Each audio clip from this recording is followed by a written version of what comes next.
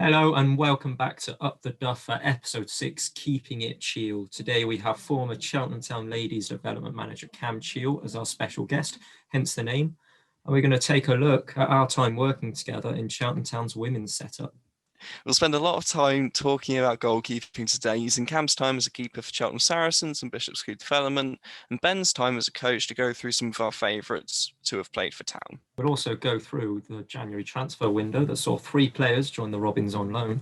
But first and foremost, our game away at Harrogate earlier this week. It's not one we're really going to remember now, is it? I'm going to put this down to the pitch. It was a terrible pitch, which I think really messed up how we wanted to play. It's like the commentator was saying, Cheltenham were just lumping it along. I think we kind of had to with that pitch. Yeah, I completely agree. It's a very stifling pitch.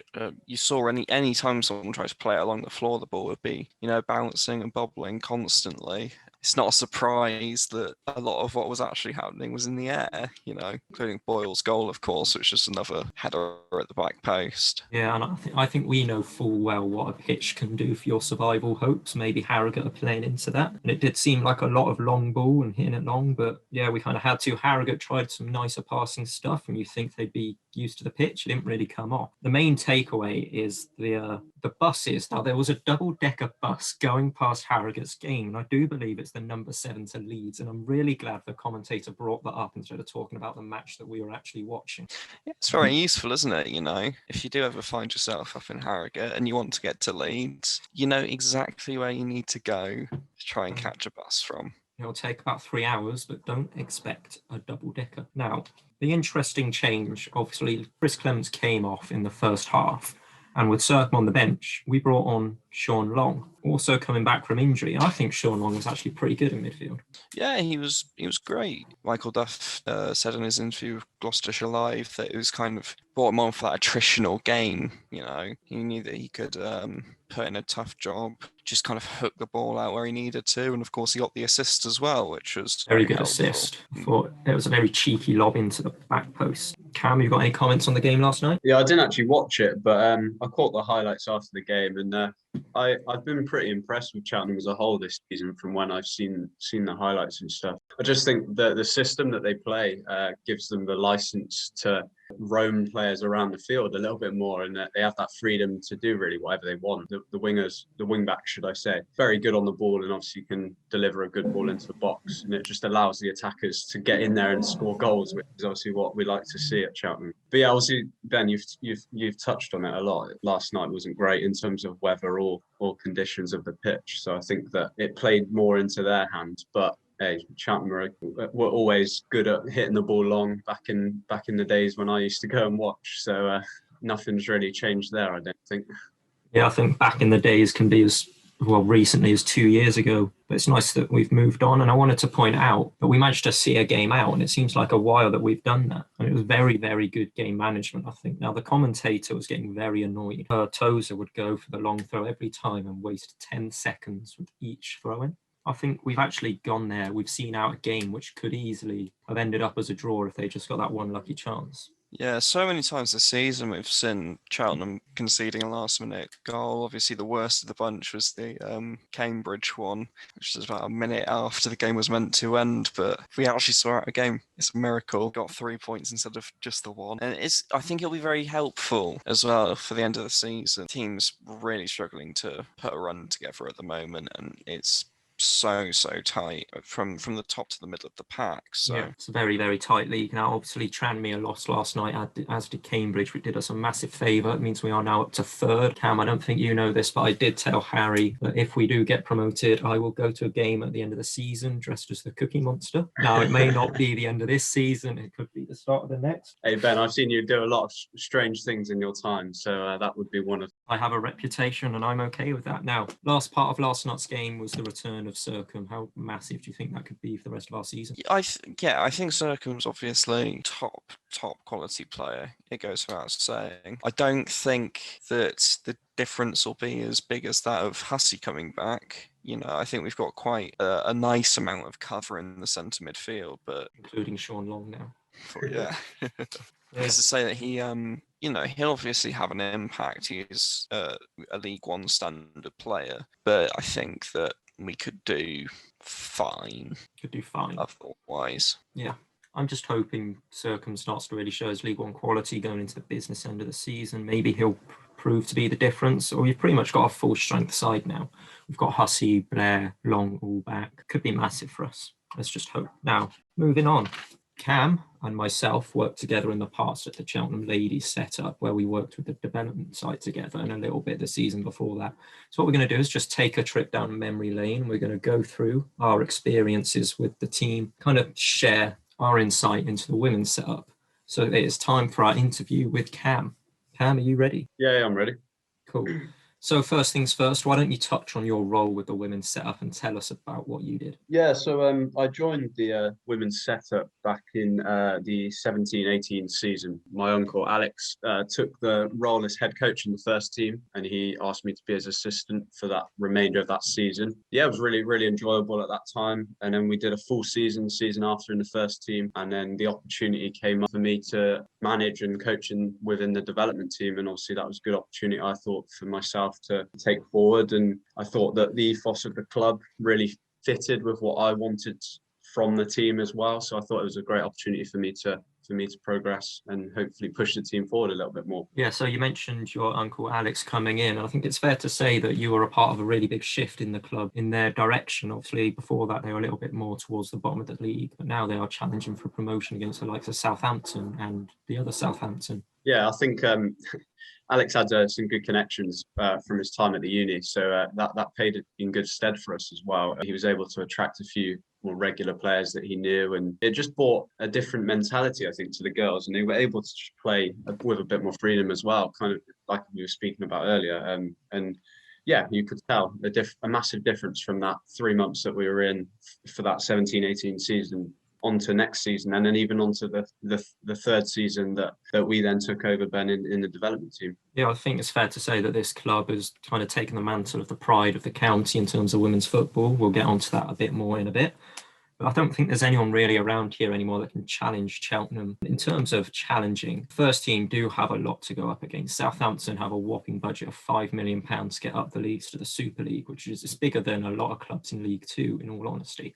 How would you rate the club's chances going up against them for promotion? Well, it's always difficult, isn't it? You know, I'm gonna link it back to the men's side really here. When Cheltenham played Man City in the FA Cup, obviously, really on paper, it's Man City's game all day, isn't it? Really, they should win it, and you know, we as a team we made it really difficult for them and actually put on a good show. And I think that's what the ladies would have to do. You know, they have to believe in what they do. And I think whilst we were there, they did that. They bought into what we wanted to do and how we wanted to play. That was really good. And, you know, obviously you have to bring in the right players as well that fit the system, fit the way you want to play. And I think that we got the balance right between the two teams. And that allowed us to just develop players a lot more. And obviously there, like I said, we were able to play some good football. And you know, moving forward, obviously, it's only going to help the club out in total, I think. So I think the club have been quite unlucky with this coronavirus thing. Obviously, last season, Southampton just blitzed the league, and then it got declared null and void. So they have to go up against them again this season, and potentially even the season after, because of how this is going, and there's no real end to it.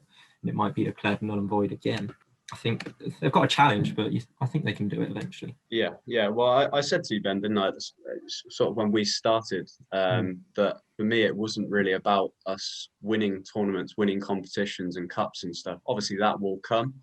We had such a young squad. So for us, it was just about developing those players and giving them that exposure to women's football and at a senior level as well. A lot of them would have played sort of under 18s or for youth teams. So obviously there's a massive difference coming up against 30-year-olds, 32-year-old women playing centre of the midfield, you know. So for a lot of our girls, when we joined, and obviously when more so in the development team, a lot of them were sort of going into their first years of college and first years of uni. So we knew that we would have to, again, like I said, get the balance right. And I think we did. We had a good core group that was sort of there from the previous 1 or 2 seasons that really made everyone feel welcome and accepted everyone in, really. And the younger girls were able to then open up a little bit more, and we got a bit more of their character to come out on the pitch as well as off of it. Yeah, and I feel like we did a pretty good job of that. Obviously, some of the girls I was with, and they were under 18s, and then I've seen them go through their through our dev side and then play for the first team in the National League. I think the likes of Holly Fenton, Ellie Mae Simpson, they all went on and made those appearances, which was really good for them. We also had other players. We had Sophie Griffiths, I believe, making appearances this season. Molly Ripley, the goalkeeper, getting involved. And I think it's great to see. I think it kind of shows we did an all right job, Cam. Yeah, well, that's what they need, I think. It's all well and good being a great player at youth level, but obviously you need to have that exposure, I think. And again, going back to sort of the men's football as well, you know, I did a whole dissertation on the EPPP in uni, and, you know, that's all around youth development and why men don't get an opportunity. So that's you know, that tops it off really, doesn't it? And I think that if these women get the opportunities just like the men do as well, that they can deliver and they can do it. I think that my whole philosophy was around that and was all around developing players rather than winning. And obviously if you develop them enough and do a good enough job, the results would come, and we saw that obviously. And I think obviously our whole ethos was develop the younger players. It did work very well for us. And I think at the time of the null and void, we were in a title challenge with the league's top scorers. I think we scored 50 goals, but 10 past Western, which was massive. I feel like, how frustrating would you say it was to see our challenge just stopped and all these young players' seasons just cut? Because it would have been a massive, massive thing for them at 18 to win a 6th tier title. Yeah, I think it would have been, you know, I mean, like I said, we did stick 10 goals past a pretty poor side. And, well, I think we beat 13 as well, didn't we, at home? So, yeah, I think the girls would have relished that opportunity to have lifted a title. But, you know, as I said, it wasn't about that for us. If we had won it, if we'd finished bottom, I wouldn't have really cared that much. It was all about how we played, the way we wanted to play, and how the girls then responded to that, and if they did. And obviously, you know, if we got the response a lot of the time because of the quality of the players we knew that we would get the results. For us, it was just a case of whether we were ready for that level in terms of the physicality. And I think, you know, I held my hands up, I guess, at the start of the season. This team will be the best footballing side in the league, and I still stand by that now. I think we were, but the reason we didn't win every game was because we were a bit naive at times, because we were against teams that had been in that league for so long, had squads of players that had been together for so long, you know. And who knows if we had stayed there this season and the whole squad would have stayed, who knows what would have happened. We don't know, but things had to change, and the club's moving forward, and, you know, hopefully they're moving in a good direction. Yeah, you say we had a very young squad, but I have to say we were probably the youngest coaching squad you're really going to come across in women's football. It's like you're in your early 20s, I was 18. We had Andy, who was a little bit older than us. When you think about it, 2 people just pretty much 20 doing that. And I think despite our young years, we kind of really just pushed them. We used the experience we had. So I just want to touch on what you think some of the highlights were for our time with the dev side. I think obviously the Western 10-0 went through 4 goalkeepers, I think it was, in that one match. Obviously being Forest Green was a massive one. What do you think? For me, we had one standout game for me that was like the tip of the iceberg really for me, and that was Sodbury away. It was only a 2-0 win. We didn't have Molly for that game. We had Alita, our goalkeeper coach, playing in goal, who did a great job. We had a very young side as well. I think we had an injury to our captain within sort of 20 minutes or so she had to come off. But just the fact that, you know, our captain was quite, like I said, one of the older heads in the team, so and she was the voice really of the team. She came off, and that had gone on the pitch, but the girls rose to the challenge. It wasn't an easy game. It wasn't an easy pitch, and the girls rose to it, managed to win 2-0, as I said. And just some of the football we played was ridiculous. It was so good, and we probably could have won by more, but, you know, we got the first goal, got the second goal, and then just sort of sat back and then just played football where we could. And it was so nice to see just the progress that we had made from pre-season, even the first few games of the season. And then for me, I think that massive 13-0 Western win, I mean, that was probably the largest victory I've ever seen in my coaching career. I don't know about you, Ben. I think that was my biggest is 18 at the moment, back in the under 18s leagues. But still, that Chipping Salisbury game, that was just experience beyond our years. I reckon everyone was fantastic. I can't quite remember if that was the one where I stacked it and almost knocked myself out. That was an interesting time. That was the one, yeah. How are you looking at me like I'm an idiot there? Because I am. Obviously, what people want to hear about is we beat Forest Green. That's the main thing. We went over to the new lawn. We played on the pitch next to the main ground. We went behind. I think it was 2 goals in the last 5 minutes from 2 16-year-olds to win it. That was absolutely fantastic. It was, yeah. Gotta love that. Yeah, any victory against Forest Green is a moral one, isn't it? So I think that the performance on that day was a bit patchy, but obviously it was a pre-season game. But we were a goal down quite early on, and we rung the changes sort of because, again, like I said, it was pre-season. And then, yeah, as you said, we scored a pretty good goal, the first one, and then we just went on to better things after that, and we were able to score a second goal. I think it was Caitlin and Amy, wasn't it, that got the 2 goals, and they weren't happy. Well, I was very happy. That's what matters. Now, moving on, what does it mean to you to be a Cheltenham fan and to be involved in the club you support? Yeah, it's massive. As I said, I think the whole philosophy of the club in general is that they want to be able to develop players, and they want to be able to push that younger setter and the younger driver players through. It's a bit more difficult, I think, in men's football because of the high expectations, and obviously women's football's coming through a lot more now, and there's obviously a lot more media coverage and all of that coming through. But yeah, I just think the opportunity on a whole is massive. More so that it's my hometown, it's where I'm from, and I obviously support the club as well. So yeah, after being given that opportunity, obviously it was one that I relished a lot, and I've taken a lot from it, and I'll always look at it as one of those opportunities that's kind of made my coaching career, because I've developed so much myself in from that, I think, and my confidence has grown, and I think if I went into another job, whether it be going back to Cheltenham or something else, I don't know, I will always look back at that and take the positives from it. Completely agree. And what was a massive highlight of my coaching career, but what was it like to be involved at the game at Wadham Road? Yeah, huge. Obviously, I've played there before, actually, as a youngster. But I don't know if you remember that Robin 7 tournament back in the Cheltenham League. Yeah. There was I think we were playing Oldham back in League One, and we got free tickets to watch the game afterwards, and we played FC Lakeside, a little cheeky 0-0 game, and I think I saved the winning penalty. And obviously, the team were very happy by that. I think I was meant to play. I was meant to play at Wadham Road about a month before we did, and I ended up snapping my ligament in my knee, which was very annoying because it happened on the pitch next to Wadham Road. So I actually had to hobble off while looking at it and thinking, well, I'm never going to play there, am I? So we're just going to. A man of many injuries, aren't you? Honestly, just so many. Just going to finish off this interview with what could you say to our listeners to perhaps get them down to the Saracens ground when we're allowed to watch a few of the ladies' games? Yeah, I think you just need to look at it as football as a whole. Like, if you're a football fan, it shouldn't matter if it's women's football or men's football.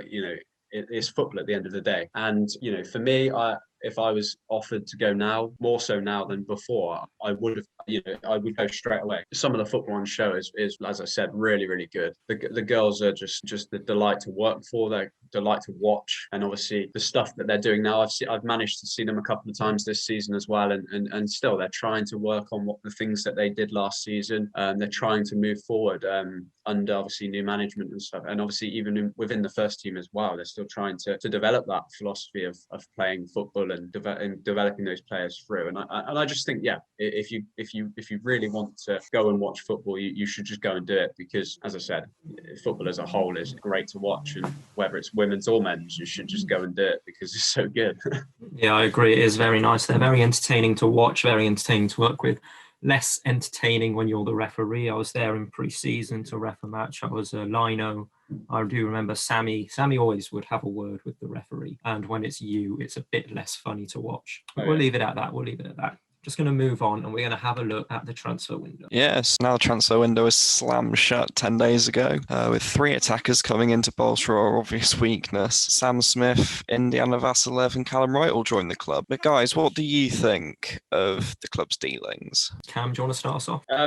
Yeah, I mean, when I've not really heard much of any of them actually.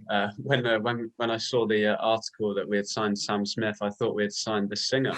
So yeah, obviously that just shows how silly I am. But yeah, I've heard of Vasilev. I know that he spent some time at obviously Villa, and he was at Burton, wasn't he, last season, I think? Yeah. And he's a good little player. But the other 2 I've not really heard of. So yeah, if you guys know anything about them, then. Well, I mean, I don't really know anything about Sam Smith or Wright. I do know Now, a bit about Indiana Basilev, obviously having a Villa background, and it was Reg, or Luke Varney, did put in a good word to Mike Duff and to Cheltenham to recommend that he comes to us, and Villa recalled him from Burton to send him to Cheltenham. I think that's clearly a very good sign. Varney being one of our best ever goal scorers, that's clearly a very good person to say, yeah, go get this player. I completely agree with that. Trust Luke Varney's word.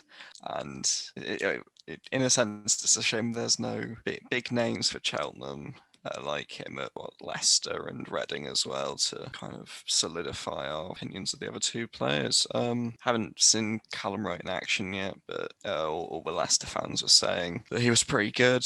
It's better to have him there than Alfie May behind the strikers as well. Oh, definitely. Alfie May is wasted at Cam. He's much better, on the shoulder of the last man. Very true. Sam Smith, I honestly don't know. I've not heard of him before. I mean, it's definitely somewhere we needed to strengthen. We definitely need to bring in a goal scorer. And perhaps they've just been the ones to kick Andy Williams and Alfie May into gear a bit. Maybe we are going to see Will Boyle up front a little bit. But as long as we get promoted, I feel like if they're there and they get us promoted, they'll be loved by me forever. Who cares? Win the league, doesn't matter. That's like we all loved John Flatt when he won the league. Do you not get worried that there's quite a lot of loan players? That I know Cheltenham have to rely on loan players a lot, but do you not feel that sometimes we could go up, we could get promoted as champions as well? That we've got sort of 5 or 6 loan players. Obviously we might have to secure those next season, but that might not be possible. Yeah, I think that's a lot like what Swindon did. Swindon got promoted with loan players, and now they're going to get relegated without them. They're also at risk of going broke. But I'm okay seeing loan players in, especially at the moment, because no one can afford to just have permanent players coming in all the time. Yeah, it's the lack of consistency is frustrating. I think that it's less about season loans and it's more about the short-term deals. Or obviously we're going to be talking about Jack Butland in a bit, but when he came in from Birmingham on loan, it was only for the first 6 months or so, and we got a little extension, but then Birmingham recalled him just before the playoff final, and Scott Brown, who's a very good keeper in his own right, but hadn't played very much all season, had to step in instead. And you do wonder how different it could be if you just have that consistency the whole time instead of constantly having a player coming in and out. I do think back to, I think it was the last season long loan we had was John Flatt, and he played 4 times all season. Cam, shaking your head there. What did you think of John Flatt? Yeah, he wasn't one of my favourites. We're going to touch on the keepers in a bit, but we've seen quite a lot, luckily, at Cheltenham who have been more better than they have been bad. I rated Trevor Clarkson as a goalkeeper, but I think you can't ever put him in as one of your favourites because he was in Cheltenham's relegated team to the conference. I don't know if you can do that, but he did make a lot of saves that season, so it could have been a lot worse than what it was. He almost scored to keep us up as well. I remember Shrewsbury's keeper having to tip his goal kick over the bar. Good, because Cam, I'd say so. It is time for Connor to mastermind. You're going under the lights, under pressure to answer our Cheltenham Town related questions. You ready? Yeah, I'm ready, I think. Okay. Name, age, occupation. Go. Cam Cheal, 24, and I'm an SEN learning support worker. Nice. 2 minutes on the clock, isn't it? 2 minutes on the clock. Yeah, we always overrun. Hopefully I don't run out of questions. I really hope I don't. I might just have to mix it in with other information I've gathered for this episode. Are you both ready? Go. Best of luck. Go. What colour are the names and numbers on the back of the away shirt? Black. White. An advert on the Speedy Skip stand boasts the best what in town? Skips. It is Screw. Who did Scott Brown leave for in 2014? Aberdeen. Correct. Who wears the number 11? What now? Yeah. Benazas. It's Matty Blair. Who were Cheltenham Town relegated with the 2014-15 season?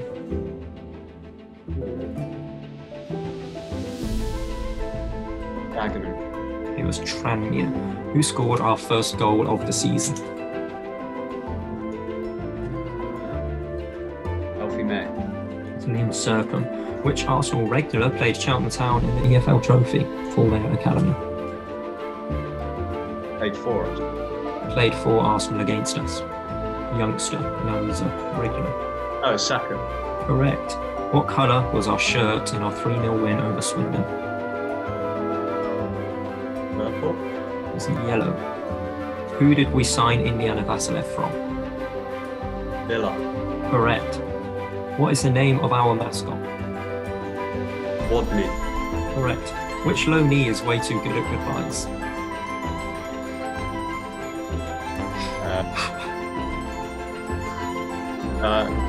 Post Malone.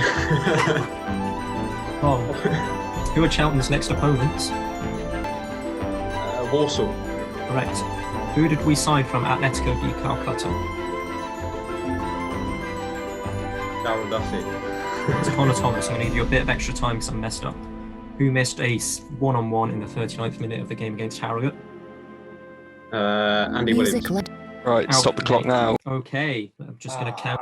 How do you think you did, Cam? I think I got 5. You did get 5. That puts you in second place, 2 behind Jake from outside CTFC, and ahead of me and Harry, who made the questions insanely difficult for each other.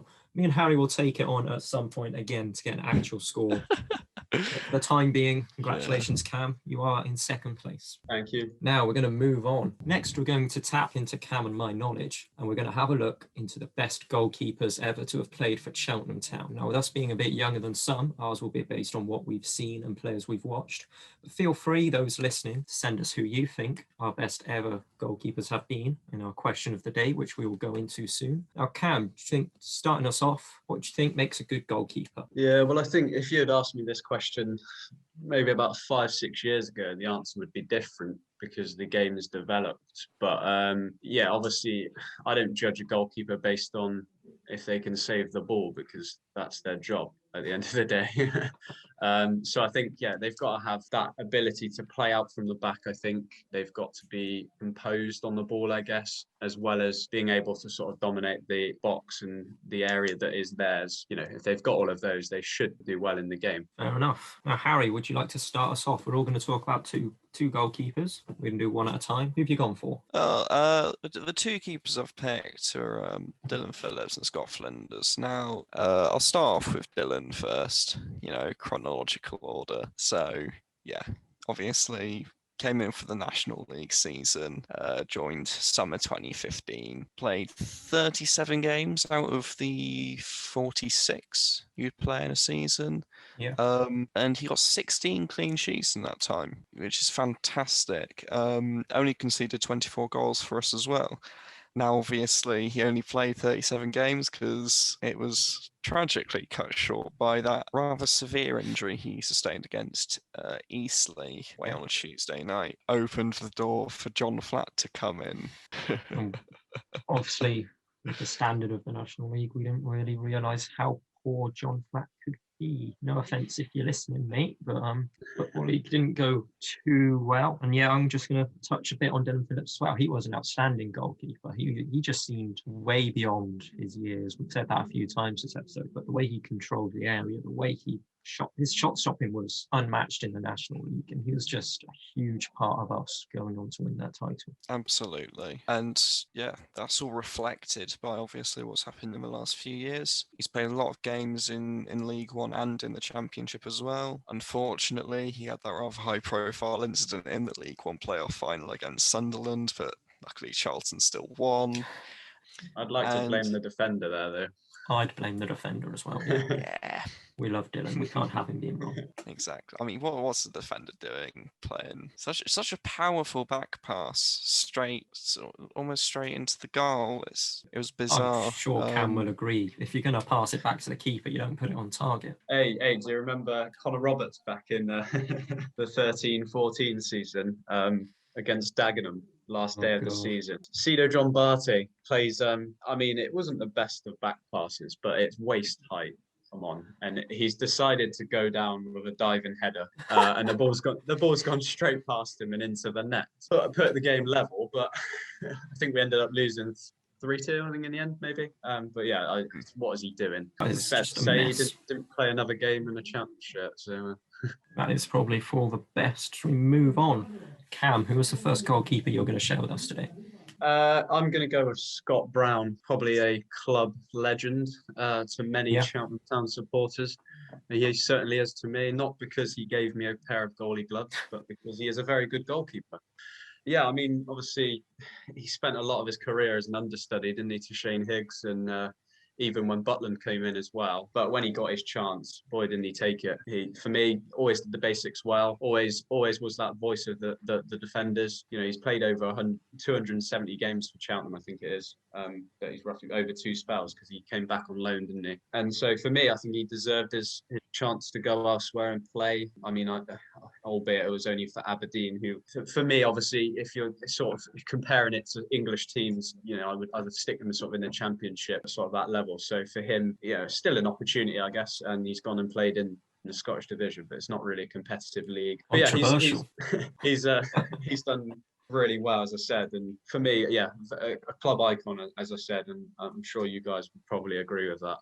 Yeah, absolutely. We did talk about Scott Brown's second spell at us with the Joe Roden experience, where we talked about loanees.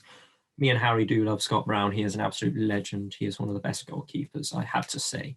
Maybe we'll try and rank them in a bit, but that's going to be very, very difficult. But yeah, what do you think of Scott Brown, Harry? Fantastic goalkeeper. I don't think you could have summed it up any better. When a player makes 270 appearances for you, it's hard to feel anything other than kind of admiration. Okay, so yeah, you make 270 odd appearances. I'm going to top that with Steve Book. Played 307 games for Cheltenham Town. He was here between 1997 and 2004. I think you're going to struggle to find a more decorated Cheltenham player than Steve Book. I'm just going to go through some of his achievements. Honestly, he joined from Forest Green. We don't like Forest Green, but I got to say, out of all the players to have made that switch, Steve Book has to be by far the best business ever, because he won the FA Trophy in 97-98, finished a conference runner-up, then won the conference the season after and got in the Team of the Year, won the third division playoff in 2001 and 2002, and then as a coach, he reached a playoff final when we had our nice Ruby kit. He's won the National League, he came second in the Devon Cup with Tiverton. That's not quite on the same level, but it's still very, very good. Now, I have a very interesting stat on Steve Book. He is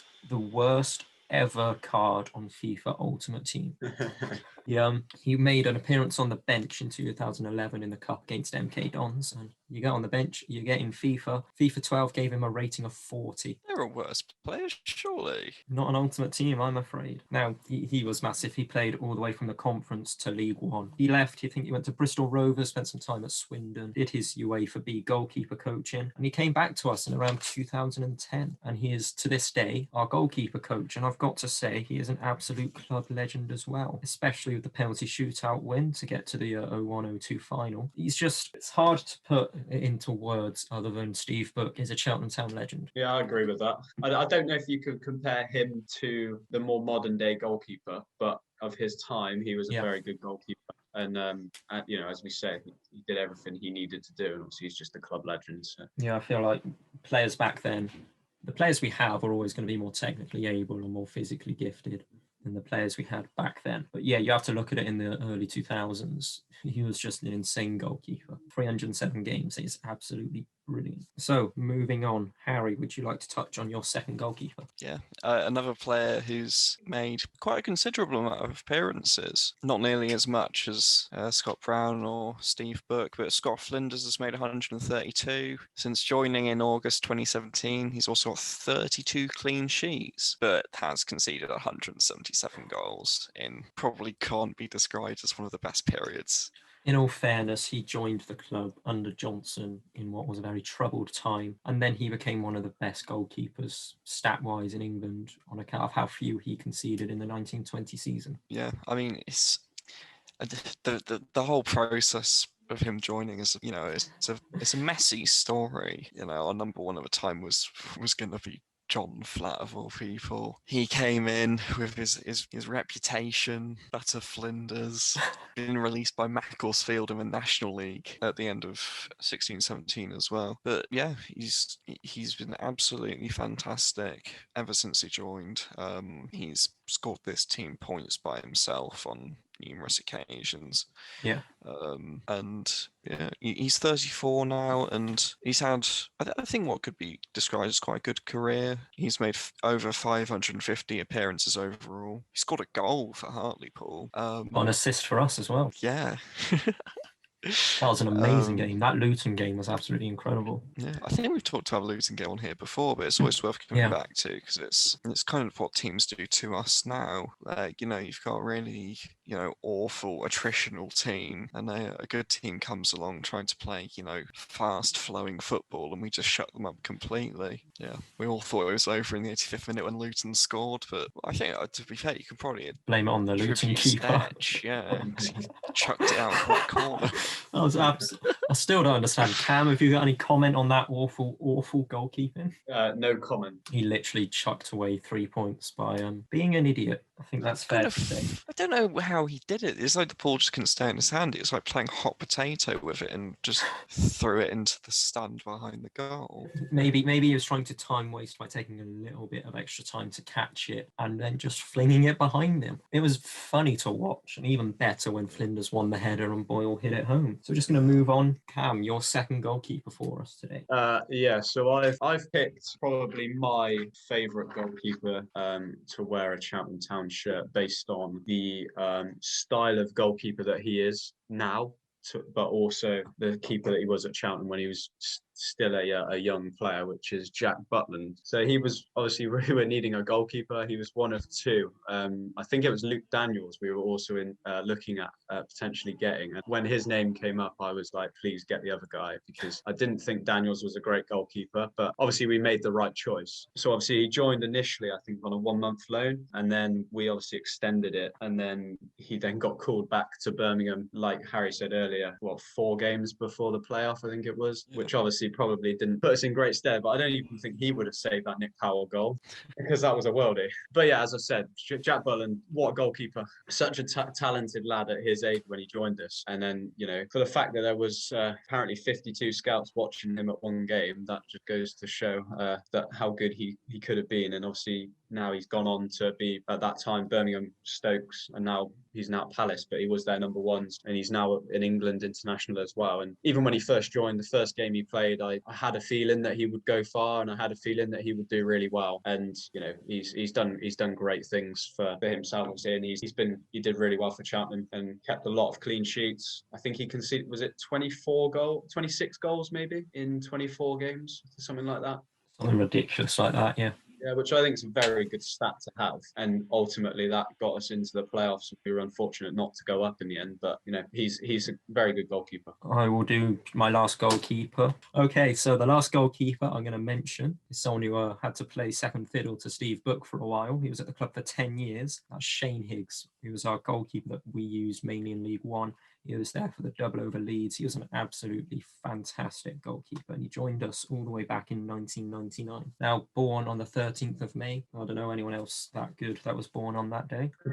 Now, we signed him from Worcester for £10,000 because he impressed in like an FA XI versus a Southern League representatives match. And then he was just, I think, when a player comes through in those circumstances and has to play second fiddle for about 4 years, and then when you take your chance, he really did take his chance. He's got to be one of the best goalkeepers that we've ever just owned. Yeah, it's not often we own such a fantastic goalkeeper. And yeah, we've had the likes of Dylan Phillips on loan, we've had the likes of Jack Butland, but no, Shane Higgs, he just was insane. And you look at what he went on to, he left us for Wolves on loan originally, who are now in the Premier League, and then he went to Leeds permanently, who are now in the Premier League. He won the championship with Wolves, he didn't actually play, and he won promotion with Leeds in 2009, I think it was. He's gone on to have a very good career as well. He won 3 Players Player of the Year awards while he was here. He's the first goalkeeper I properly remember playing for Cheltenham Town in the times where I grew up watching them. Those are our best ever goalkeepers for Cheltenham Town. Maybe you agree, maybe you don't. Feel free to tell us why we're wrong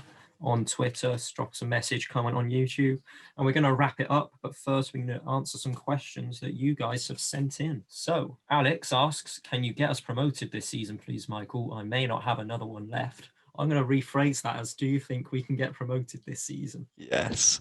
Yeah. That is all. I will not be taking any further questions.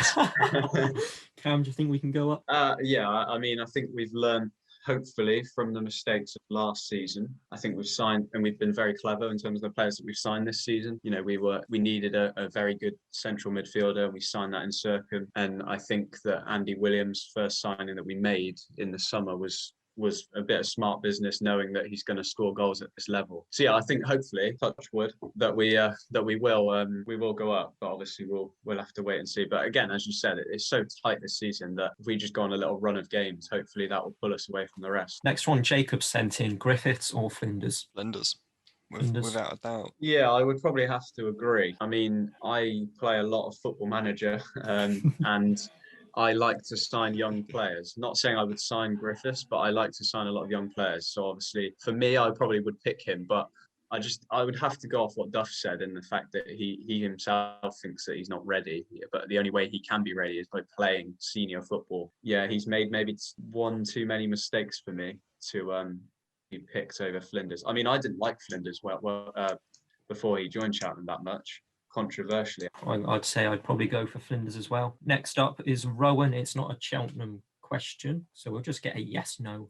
How do you think Tuchel will do at Chelsea? Will he improve Werner and Havertz? Yes. Yes. What do you think, Cam? yeah, I think so. Yeah. Who is our best striker currently at the club? I forgot to write down who sent the last two in. Whoops. Who's our best striker?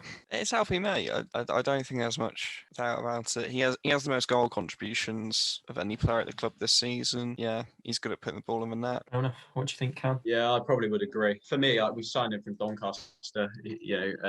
Very good side. Harry's disappeared. Harry is gone. Right. Interesting. We'll carry on. Why are red onions called red onions when they're clearly purple? God, whoever's written this one. I'm not a food critic or anything like that, but well, I think it's something to do with the soil and the pH level of the soil. But I mean, I don't know, as I said. But I did actually have an interesting thought on this. Yeah. Because you can eat red onions raw, can't you? But you can't eat you can't eat white onions raw, and they are the same thing. Oh, very good point. Now, I don't really eat onions raw or cooked, because rather have an apple. But Harry, I think you missed the question. It was, why are red onions called red onions, or why are they red when they're clearly purple? You got an answer to that? Can you just ask me again what the question is? Because Harry, what's the question? No, the question itself. It has to go in. Harry, why are red onions when they're clearly purple? I've got no idea. We'll just leave it at we don't know. Does it matter? No. Right. I mean, well, I prefer the sound of red onions over purple onions on my ears, personally. Fair enough. Even yeah. if they're not actually red. I think we'll leave it at that. It took us about 5 minutes to ask that last question.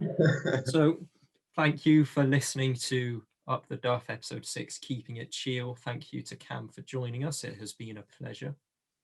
Thanks, guys. Thanks for having me. Can I ask one more question before we go? You can, yes. Yeah. I was going to ask, what is your guys' favourite game of all time? Ooh. As a Cheltenham fan, just pick one.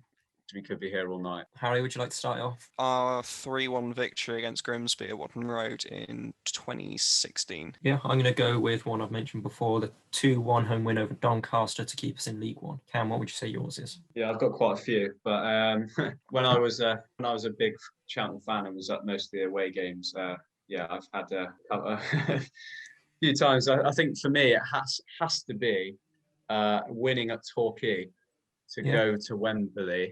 I mean, we set off a flare, and I literally was in the middle of the flare. Everyone had parted ways, and I came out just in the middle of smoke, singing the song whilst we scored the goal. But yeah, it has to be that game.